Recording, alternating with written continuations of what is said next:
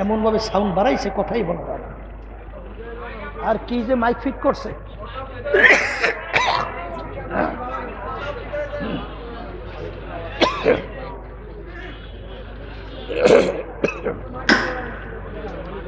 দূরের শব্দগুলো হঠাৎ এমন বানান বাড়াইছে, কোথার থেকে যে বর্তমানে মাইক শেখছে।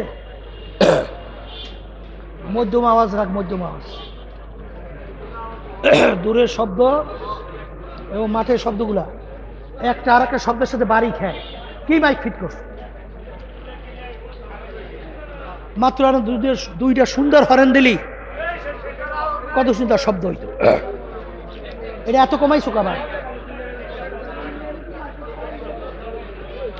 দূরের শব্দ এবং এই শব্দ খুব বেশি বাড়াই না, মধ্যম আওয়াজ রাখো। আর বারবার ঘুরে ঘুরে করিস না,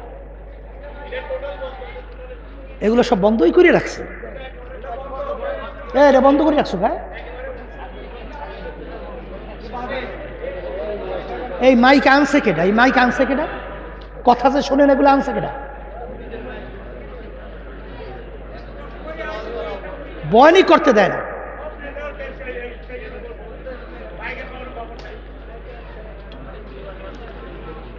এরকম করে বয়ান করা অত কঠিন। এই ডাইন পাশের এগুলো চালু কর হালকা হালকা। তুই দূরের শব্দে দিয়া ওই শব্দ দূষণ হইবে, হেইটে দিয়ে তুই বয়ান শোনাবি না সরাসরি কথা শুনবে? কোনটা? কি এগুলো চালু করছো? এই ডাইন পাশের এই হরেন চালু করছো? হ্যাঁ, কই শব্দ হয়? শব্দ হয়, শব্দ হয় যে পিছনে শব্দ একটু কমা, হালকা পিছনে শব্দ হালকা একটু কমাও। এই মাইকে আওয়াজ বর্তমানে বয়ান করাই সম্ভব না। আর যারা মাহফিল করায় এরা খেয়ালও করে না যে মাইকটা হইল মূল।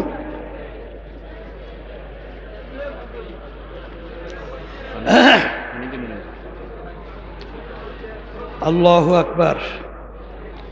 ফাসাও ফাতারা ইদিন কাশাফাল গুবারো আফারাসুন তাহতার জলকা আমে হেমারো। এ বড়লোক আমার বাবারা, পর্দা আলে মা বোনেরা, এ ধনী আমার বাবারা, ক্ষমতা সম্পন্ন আমার বাবারা, ভালো করে মনকে বুঝাও, তারপর কবরে রওনা করো। বাজান, কোনো এক যুগের ভিতরে কেউ যদি ঘোড়ার পিঠে সওয়ার হইতো, সমাজের ভিতরে সম্মানিত লোক হিসেবে পরিচয় লাভ করত। এক লোক অন্ধকারের ভিতরে গাধার পিঠে সওয়ার হইয়া যায় আর ঘোষণা করে, আমি অমুকের ছেলে অমুক, আমি ঘোড়ার পিঠে সওয়ার হইয়া যাই। একজন ব্যক্তি দেইকে বলতেছেন, আহাম্মক চুপ কর, অন্ধকার পরিষ্কার হোক, তখন তুই দেখতে পাবি তুই ঘোড়ার পিঠে সওয়ার না গাধার পিঠে সওয়ার। আজকে চক্ষু খোলা দুনিয়ায় আমি পরিচয় দিই আমি পীর, কেউ পরিচয় দেয় আমি মুফতি, আমি মুহাদ্দিস, আমি চেয়ারম্যান, আমি মেম্বার, আমি অমুক টমুক সমুক। এ কবরের যাত্রীরা, ভালো কইরা মনকে বুঝাও, যেদিন তোমার আমার হায়াতের বেড়া শেষ হবে, যেদিন সাদা তিনটা কাপড় দিয়া প্যাঁচ দিয়া আরে মাথার ভিতরে বান্ধিবে, মাজার ভিতরে বান্ধিবে, পায়ের ভিতরে বান্ধিবে, খাটের ভিতরে উঠাইয়া যখন কবরের ভিতরে রাখবে, তখন তুমি দেখতে পারবা তুমি কি পীর না তুমি কি, তুমি বড় ধনী না তুমি অমুক সমুক না খোদা নাখাস্তা জাহান নামের একজন কয়েদি। এ দুনিয়াদার পাগল আমার বাবারা, এ পর্দার আড়ালের মা বোনেরা, ভালো করে মনকে বুঝাও, তারপর কবরে রওনা করো। কারণ একবার যদি কেউ কবরে ঠইগা বসো, দ্বিতীয়বার দুনিয়াতে আইসা আপিল কইরা জিতবার কিন্তু আর আশা নাই। এই জন্য আমার ভাইদেরকে বলবো, পর্দালে মা বোনদেরকে বলবো, বাজান তাম দুনিয়ার মোট 4 জন রাজত্ব করছিল। বাজান 2 জন মুসলমান, 2 জন অন্য জাতি। 2 জন মুসলমানের ভিতরে একজন বাদশা সেকান্দার বা ইস্কান্দার বাদশা। বাজান ইন্তেকালের আগে ওসিয়াত করলো, আমার মৌতের পরে আমাকে গোসল করাইয়া কাপড় পরাইয়া খাটের ভিতরে উঠাইয়া হাত দুইটা একটু বাহিরে রাইখা শহরটাকে ঘুরাইয়া তারপর আমাকে দাফন কইর। তিনি দুনিয়া থেকে বিদায় হওয়ার পরে খাটের ভিতরে উঠাইয়া দুই হাত বাহিরে রাইখা যখন শহর ঘুরায়, দুনিয়াদার কিছু লোক বোঝে না, বলে দেখছো বাচ্চা আজীবন আমাদের দেখে খাস এবং ট্যাক্স নিল, এখন মরার পরেও কেমন হাত পাইতে আছে, মনে হয় যেন খাস নেয় এবং ট্যাক্স চায়। বিজ্ঞ আলেমরা বলো বোকারা, তোমরা তো বোঝো নাই, বাদশাহ সেকান্দার ইন্তেকালের আগে ওসিয়াত করছিল মৌতের পরে হাত বাহিরের একটা ঘুরাইয়া দাফন করার জন্যে। তিনি তামাম দুনিয়ার মানুষকে বোঝাতে চায়, তামাম দুনিয়ার মানুষেরা আমি বাদশাহ সেকান্দারের মতো এত বড় বাদশাহ মনে হয় দ্বিতীয় আর কেউ হইতে পারবি না, তামাম দুনিয়ার বাদশাহী করলাম, কিন্তু আমি যখন কবরে রওনা করলাম একেবারে দুইটা খালি হাত নিয়ে কবরে রওনা করলাম, আর কিছুই নিতে পারলাম না। এ দুনিয়াদার পাগল আমার বাবারা, মস্তে আশেক মস্তে মাশুক বাদশাহ মাল পীরে মস্তে জিরে মস্তে শায়েখ দার আসরার মাস। দুনিয়ার ভিতরে আমরা যত মানুষ বিচরণ করি সব কিন্তু পাগলের দল।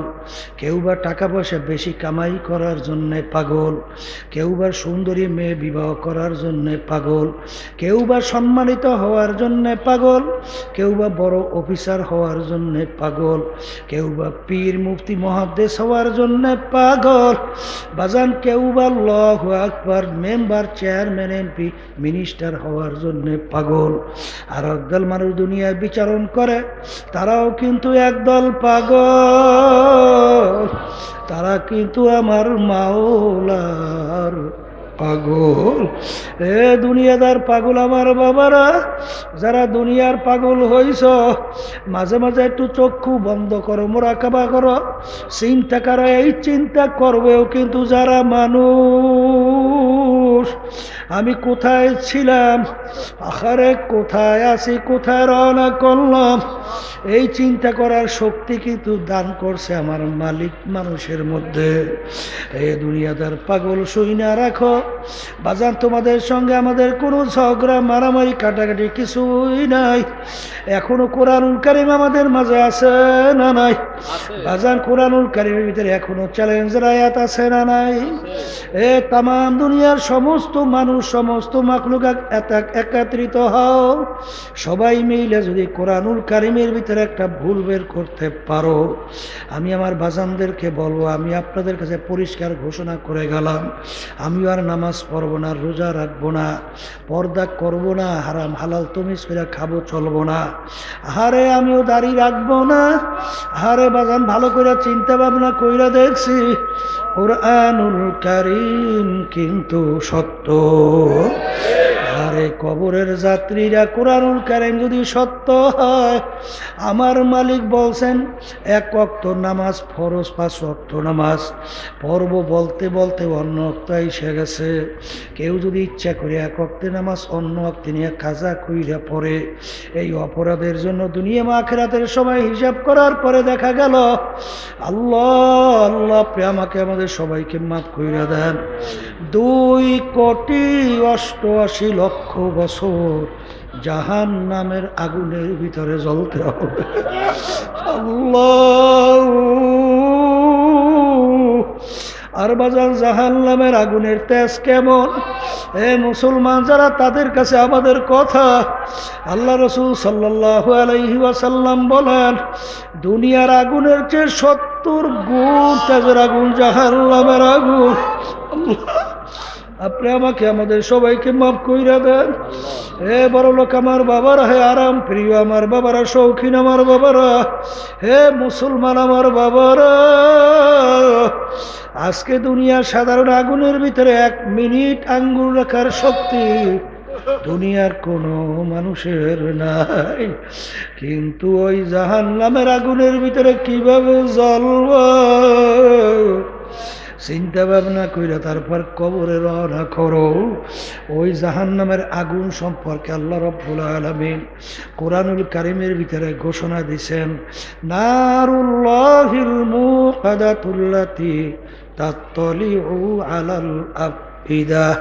জাহান্নামের আগুন এমন তেজের হবে, আরে যা শরীরের যে কোনো জায়গায় লাগার সঙ্গে সঙ্গে ওই আগুন যে কলিজা পর্যন্ত পৌঁছা যাবে।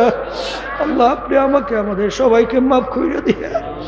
এ আরাম প্রিয় বড়লোক আমার বাবারা, আমরা যে দুনিয়ার থেকে সূর্যটা দেখতেছি, বৈজ্ঞানিকরা আবিষ্কার করার পরে বলছে এই সূর্য নাকি দুনিয়ার থেকে 9,30,00,000 মাইল দূরে। বাজান গরমের দিনে দুপুরের সময় এই ঠান্ডা জমিনে যখন সূর্য তাপ দেওয়া শুরু করে, তোমার আমার সূর্যের তাপে কলিজা শুকাইয়া পাগলের মতো অস্থির হইয়া যায়। ওই সময় যদি কেউ টিনের চালের ভিতরে বাইরে রাখা হয়, 1 ঘন্টা পরে মনে হয় আর জ্যান্ত তালাশ করিয়া পাওয়া যাবে না। বাজান আল্লাহ রসুল সাল্লাল্লাহু আলাইহি ওয়াসাল্লাম বলেন, কিয়ামতের ময়দানে আমার মালিক এই সূর্য 1 হাত বা সোয়া হাত মাথার উপরে উব্বুর কইরা ছাইরা দেবে। কিয়ামতের ময়দানে ঘর নাই, বাড়ি নাই, পানি নাই, গাছ নাই, ভাগুই নাও কোনো জায়গা নাই। জমিনটা হবে তামার জমিন। সূর্যের তাপে কিয়ামতের ময়দানটা পুইরা লাল চামড়ার মতো লাল হইয়া যাবে। আল্লাহ, সূর্যের তাপে নাফরমানদের তালুটা টাস টাস করে ফাইটা মগজগুলা ভাতের মতো উতলাইয়া বাইয়া বাইয়া পড়তে থাকবে। লা ইয়ামুতু ফিহা ওয়ালা ইয়াহইয়া, মানুষ বাঁচবেও না, মরবেও না। এ দুনিয়াদার পাগল আমার বাবারা, এ পর্দার আড়ালের মা বোনেরা, ওই সময় আমার মালিক 7 প্রকার লোককে ডাইকা ডাইকা তার স্পেশাল আরশের নিচে ছায়াদান করবেন। এর ভিতরে 1 প্রকার ওই শ্রেণী আল্লাহর বান্দা বান্দিরা, হুব্বু ফিল্লাহ বুগজু ফিল্লাহ, যারা দুনিয়ায় থাকা অবস্থায় মোহাব্বত রাখবেও আল্লাহর রাজি খুশির জন্য, আর মোহাব্বত ছাড়বেও আল্লাহর রাজি খুশির জন্যে। এই শ্রেণীর লোকদেরকে আমার মালিক ডাইকা তার স্পেশাল আরশে ছায়াদান করবে। বাজান, 1 শ্রেণী আমার বাজানরা আছে দুনিয়ার মধ্যে, আরে দল করে বিভিন্ন দুনিয়ামুখী মানব রচিত তন্ত্র মন্ত্র কুফুরি, জোরে বলেন কথা ঠিক না বেঠিক? তাদের দল করতে যাইয়া অনেক সময় রক্ত ঝরায়, স্লোগান দেয়, ঘাম জড়ায়, সম্পদ টাকা দেয়, আর বরঞ্চ বলে আমার নেতার চরিত্র ফুলের মতো পবিত্র। বাজানদেরকে বলবো, যারা আল্লাহ আল্লাহ রসুলের বিরুদ্ধে আচরণ করে, যারা আল্লাহর রসুলের বিরুদ্ধে আইন পাশ করে, যারা ইসলামের বিরুদ্ধে পদক্ষেপ গ্রহণ করে, যারা মিথ্যাচার করে, জুলুম করে, খুন করে, গুম করে, সম্পদ লুটপাট কইরা জনগণের বিদেশে পাচার কইরা বেগম পাড়া তৈরি করে, তাদের সঙ্গে তুমি সম্পর্ক মোহাব্বত রাখো আল্লাহর রাজি খুশির জন্যই। আর একটু আসতে খাও, একটু জোরে খাও, জোরে খাও।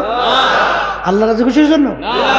আল্লাহর রাজি খুশির জন্য যদি না হয়, তুমি নামাজি হইতে পারো, কপালে দাগ পড়তে পারে, তুমি 10 বার হজ করতে পারো, কিন্তু এই হাদিস অনুযায়ী তোমার কিন্তু কিয়ামতের ওই কঠিন মুহূর্তে তোমার জায়গা কিন্তু আল্লাহর আরশের নিচে হবে না। এ জোরে বলো কথা ঠিক না বেঠিক? হুব্বু ফিল্লাহ বুগজু ফিল্লাহ, মুহাব্বত থাকবেও রাখবেও আল্লাহর জন্য, ছাড়বেও কার খুশির জন্য। এই শ্রেণীর মানুষকে আমার মালিক ডাইকা তারা আরশের নিচে ছায়াদান করবে। এটা কিন্তু আমি বলি নাই, কোনো পীর বলে নাই, কোনো মুফতি মুহাদ্দিস বলে নাই, আল্লাহ রসুল বলছে, আমি শুনাইতে আছি। বাজান বান্দা কিনা জানি না।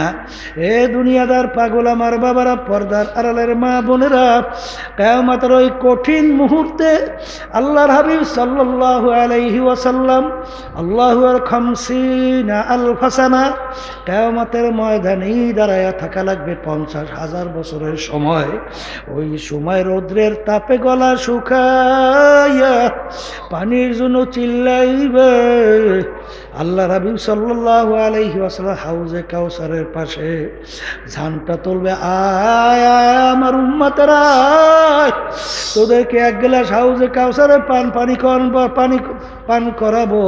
50,000 বছর সময়ের ভিতরে পানির পিপাসা লাগবে না। হাজার হাজার কোটি কোটি মানুষ আল্লাহর হাবিবের ডাক শুনে হাউজে কাউসারে দৌড় মারবে। পথের মধ্যে কিছু আল্লাহর বান্দা বান্দিকে ফেরেশতারা টাইনা টাইনা ধইরা রাখবে। তারা গলা ফাটা চিৎকার মারবে, আল্লাহ! আরে একটা পাগলা কুকুর দৌড়ে আসতে আসে তোমাকে কামড়াবার জন্য, তুমি তো পাগলের মতো দৌড়াও। পাগলা কুকুর থেকে বাঁচার জন্যে সামনে থেকে একটা ঘরের দরজা খোলা, তুমি যদি ঘরের ভিতরে ঢুকতে পারো তাইলে তুমি পাগলা কুকুরের আক্রমণ থেকে বাইচা যাবা। যখন তুমি আখারে ঘরের দরজার সামনে গেল, ভিতর থেকে কে জানি টাস করে দরজা আটকাইয়া দিল। ওদিকে পাগলা কুকুর তো হা হা করতে করতে দৌড়েই আসতেছে। ওই সময় তোমার যে অবস্থা, এর 1000 কোটি গুণ বেশি কঠিন অবস্থা ওই বান্দা বান্দি যখন আল্লাহর হাবিব হাউজে কাউসারের পাশে ঝান্টা তুইলা আহ্বান করবে, কোটি কোটি মানুষ দৌড়াইবে। পথের ভিতরে কিছু আল্লাহর বান্দা বান্দিকে ফেরেশতারা টাইনা ধইরা রাখবে। তখন তারা গলা ফাটা চিৎকার মারবে, হে আল্লাহর রাসূল, আপনি আমাদেরকে ডাক দিয়েছেন, ফেরেশতারা আসতে দেয় না। আল্লাহ রাসূল সাল্লাল্লাহু আলাইহি সাল্লাম বলবেন, ফেরেশতারা ছাইরা দাও, এক গ্লাস হাউজে কাউসারে পানি পান করাইয়া দেয়। 50,000 বছরের ভিতরে সময় আর পানির পিপাসা লাগবে না। আল্লাহর রাসূল সাল্লাল্লাহু আলাইহি ওয়াসাল্লাম, আপনি তো জানেন না আপনার এই উম্মত ইসলামের বিরুদ্ধাচরণ করছে, আপনার সুন্নাত দাড়ির উপরে অস্ত্র লাগাইছে। আপনি যে নীতি আদর্শ নিয়ে গেছিলেন, এই ইসলামের নীতি আদর্শ মানে নাই, আপনাকে নেতা হিসাবে মানে নাই। বলার সঙ্গে সঙ্গে আল্লাহর হাবিবের দিল মোবারকে কষ্ট লাগিয়ে যাবে। আল্লাহর হাবিব বলেন, সকান সকান, দূর হ দূর হ দূর হ, নাফরমান তোরা আমার উম্মত না। বাজান কি যাত না বিষে, বুঝিবে সে কিসে, কবু আসে বিষে ধ্বংসিনী যারে। এই জন্য আমার বাজানদেরকে বলবো, এরপরেও আমার মালিক কত ঘটনা তামাম দুনিয়াতেও দেখায়, বাংলাদেশের ভিতরে মাঝে মাঝে দেখায়। আমি কয়েক মাস আগেও কুড়িগ্রাম থেকে আসছি। চরমনাইয়ের মুজাহিদ ছিল, অনেকে ঘুঘু মুন্সি হয়ে ডাকতো, আসলে তার নাম ছিল বশিরউদ্দিন মুন্সি। ঘুঘু মুন্সি কেন বলতো? রাস্তা দিয়ে হাঁটতো, এমনভাবে আমার মাওলার জিকির করতো, মনে হয় যেন ঘুঘু বলতে বলতে যায়। তিনি দুনিয়ার থেকে বিদায় নিয়ে কবরে যাওয়ার পরে 32 বছর পরে নদীর ভাঙ্গলে যখন তার কবর ভেঙে গেল, কাপনের কাপন সহ লাশ তাজা বের দিয়ে আসছে। অনেক জাতীয় পত্রিকায় ছবি সহ দিয়ে দিয়েছিল। কে কে দেখছেন ছবি সহ দিয়েছিল? দেখেন, 32 বছর পরে একজন আমাকে বলতেছে, হুজুর মুখ থেকে কাপড় সরাইয়া দেখছি ওই যে 32 বছর আগে দাড়িতে মেহেন্দি লাগাইছে, এখনো লাল চকচক চকচক করতে। কবরের যাত্রীরা যত ঘটনা মাঝে মাঝে আমার মালিক কবরে কাপনের কাপন সহ দেখায়, বাজান দিনদার আল্লাহ ওয়ালা ছাড়া দেখা যায় না। আবার কত কবরে আগুন দেখা যায়, সাপ দেখা যায়, কত নাফরমানের চেহারা শুয়ারের চেহারা হইয়া পইরা আছে। আল্লাহ, যত ঘটনা মাঝে মাঝে কবরে দুর্ঘটনা দেখা যায়। নাফরমান, বেনবাজি, হারামখোর, সুদখোর, ঘুষখোর, জুলুমবাজ, মিথ্যাবাজ ছাড়া কিন্তু দেখা যায় না। এই যে আমার ভাইদেরকে বলবো, পর্দা আলে মা বোনদেরকে বলবো, কার কখন কোন সময় ডাক আসে তোমারও জানা নাই, আমারও জানা নাই। তাই আমার মালিক যখন মাহফিলে নিয়ে আসছেন, আমার মাওলা বড় দয়ার মাওলা, বড় মায়ার মাওলা, বাজার আমার মালিকের দরবারে যদি মাপ চাওয়ার মতো চাইতে পারো, আমার মালিক তো বলে বান্দা বান্দি আয়। তুই যদি পাহাড় পরিমাণ গুনাহ কইরা থাকো, তুই যদি ভূত পূজার মতো গুনাহ কইরা থাকো, আমার দরবারে তুই খালেস তওবা কইরা মাপ চাইতে দেরি, তোকে আমি মাফ করতে মুহূর্ত দেরি করব না।